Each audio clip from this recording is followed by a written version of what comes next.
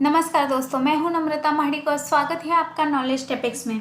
दोस्तों, हम देख रहे हैं माई सीक्वल ट्यूटोरियल और आज की वीडियो में हम देखेंगे डेटा मॉडल कंसेप्ट। ओके, शुरुआत करते हैं आज के टॉपिक को।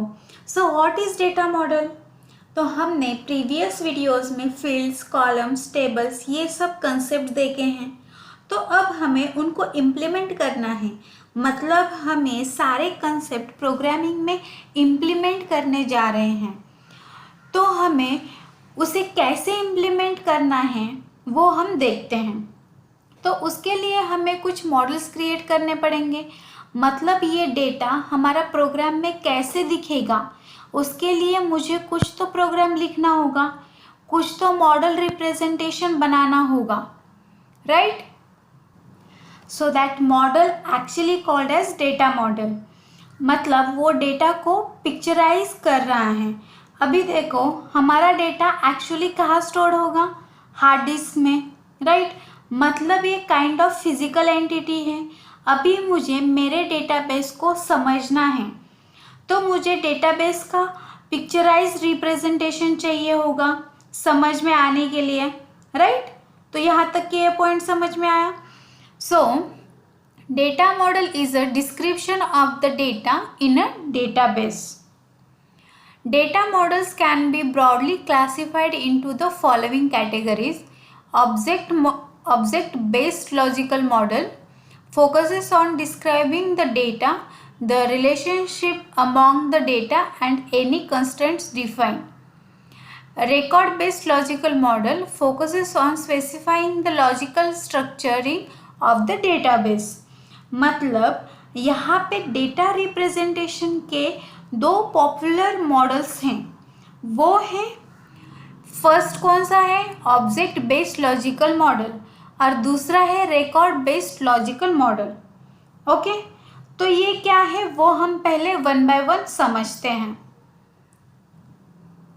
तो हमारा डेटा हार्ड डिस्क में स्टोर होगा, राइट? और उसके रिप्रेजेंटेशन के लिए, कि मुझे उसका रिप्रेजेंटेशन चाहिए डेटा विजुअलाइज करने के लिए, राइट? तो डेटा विजुअलाइज करने के लिए हम ये दो मॉडल्स यूज़ करते हैं। तो उसके लिए ये जो दो तरीके हैं वो हम यूज़ करेंगे। अभी हम फर्स्ट देखते हैं object based logical model. Okay, तो ऑब्जेक्ट बेस्ड मतलब क्या? जो हमने उप्स के कंसेप्ट, मतलब हमने यूज के कंसेप्ट हम यूज़ करते थे, जैसे ऑब्जेक्ट, क्लास एक्सेट्रा, तो वैसे ही सिमिलर रिप्रेजेंटेशन हम यहाँ पे बनाने वाले हैं, यहाँ पे यूज़ करने वाले हैं। मतलब एक ऑब्जेक्ट एक रिकॉर्ड की तरह होगा, मतलब हमारे पास कलेक्शन है ऑब्जेक्ट्स का, राइट? तो यही है ऑब्जेक्ट बेस्ड लॉजिकल मॉडल। तो इन ऑब्जेक्ट बेस्ड लॉजिकल मॉडल हम ER मॉडल यूज़ करने वाले हैं। तो आपने सुना होगा एंटिटी रिलेशनशिप डायग्राम। कॉलेज में बोला जाता है ना कि ER डायग्राम बनाने के लिए, आपके प्रोजेक्ट के लिए, तो वही सेम हम यहाँ पे भी बनाएंगे। तो उसी रिप्रेजेंटेशन को बोलते हैं ऑब्जेक्ट बेस्ड लॉजिकल मॉडल। तो हम इस मॉडल को कैसे रिप्रेजेंट करते हैं? तो यहाँ पे देखो कि कुछ कोर्स है, सेमेस्टर है, कुछ मैंने डेटा लिया है, start, semester, end date, start date, right? यहाँ पे कोर्स का टाइटल एंड कोड लिया है, यहाँ पे रिलेशनशिप है, एंटिटीज़ हैं, राइट? तो अभी हम यहाँ पे ये जो है एंटिटीज़, रिलेशनशिप, एट्रीब्यूट्स, इनको वन बाय वन देखते हैं। ओके, तो यहाँ तक कि आपको समझ में आया कि इस तरीके से जो मॉडल बनता है उसे हम बोलते हैं ER मॉडल। ओके, अभी हम देखते हैं कि एंटिटीज क्या होते हैं, कि what is an entity? Is any object, place, person और activity about which the data is recorded. मतलब कोई भी ऑब्जेक्ट हो, प्लेस हो या एक्टिविटी हो जिसके रिलेटेड कुछ डेटा हम रिकॉर्ड करते हैं, उसको बोलते हैं एंटिटी। तो इस डायग्राम में देखो, इस डायग्राम में हमने यहाँ पे स्टूडेंट, ग्रेड एंड कोर्स ऐसे क्या लिए हैं, एंटिटीज ली हैं। ओके, यहाँ तक समझ में आया। Next, can be categorised as entity type and entity instant. In the ER model diagramming technique, entities are named and represented inside a box. मतलब ER मॉडल में एंटिटीज रेक्टेंगल बॉक्स में represent करते हैं, जैसे मैंने यहाँ पे किया है। तो ये जो एंटिटी है वो डेटाबेस में क्या होगा, टेबल होगा, मतलब एंटिटी डेटाबेस में टेबल बन जाता है। ओके, अब नेक्स्ट एट्रीब्यूट देखते हैं, रिलेशनशिप। अभी यहाँ देखो, यहाँ ये जो टीचर हैं और ये जो स्टूडेंट एंटिटीज हैं और इनके बीच में मैंने यहाँ पे एक रिलेशनशिप दिया है, teach means teacher teachers a student. तो ऐसा रिलेशनशिप इन दोनों में है, राइट।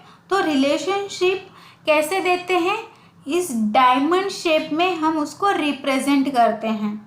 और यहाँ रिलेशनशिप के डिफरेंट टाइप्स हैं, जो कि है 1 to 1, 1 to many and many to many। अभी हम ये टाइप समझते हैं। ओके, अभी इस पहले डायग्राम में देखो कि यहाँ पे क्या है, डिपार्टमेंट है और ये हेड ऑफ डिपार्टमेंट। तो एक डिपार्टमेंट के लिए ओनली वन ही हेड होता है, राइट। तो हम बोल सकते हैं कि ये कैसा रिलेशनशिप है, 1 to 1 रिलेशनशिप है, राइट। अब नेक्स्ट देखो, यहाँ पे स्टूडेंट एंड मेजर्स हैं। तो यहाँ एक मेजर हम सिलेक्ट कर सकते हैं मेनी स्टूडेंट्स के लिए, मतलब यहाँ मेनी टू 1 रिलेशनशिप है, राइट। यहाँ तक समझ में आया। अब नेक्स्ट देखो, इसमें स्टूडेंट्स हैं और कोर्स हैं। तो मेनी स्टूडेंट्स के मेनी कोर्सेस होंगे और मेनी कोर्सेस में मेनी स्टूडेंट्स होंगे, राइट। तो ये मेनी टू मेनी रिलेशनशिप यहाँ पे बन गया। ओके, अब ये रिलेशनशिप समझ में आया। अब हम नेक्स्ट देखते हैं एट्रीब्यूट्स।